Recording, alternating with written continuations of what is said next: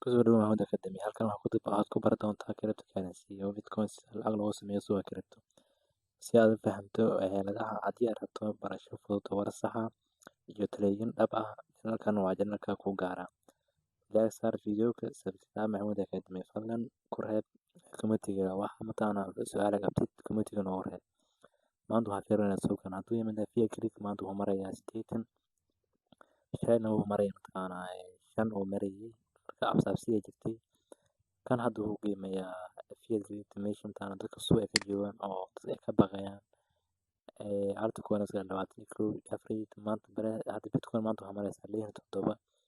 shalay waxay gaartay adiga 70 caawa markuu suuqa furmay 80 ay tagtay hadda maanta waa soo daadiyay marka suuqa haddii hadda investor tahay oo waqti dheer aad reebtid waa meesha aad ka gali lahayd oo kugu habboon oo inta 10 project aad u soo qabsatid oo aad lacagta aad gelisid meme coin hadda lama rabo saacadan oo kale meme coin oo kula dhimanaya haddii kale waa ma iibin kartid marka kusoo dhawaad Maxamed Academy haddii warar sax oo cryptocurrency trading kow inaad barataan fundamental iyo technical analysis sida loo sameeyo haddii aad fahmin waa ku wareegsan laakiin maadaama aad hadda tahay trader oo uma baahnid inaad trading fundamental waxaas eegto kaliya jaartiga technical iska fiiri oo ulaha hareebo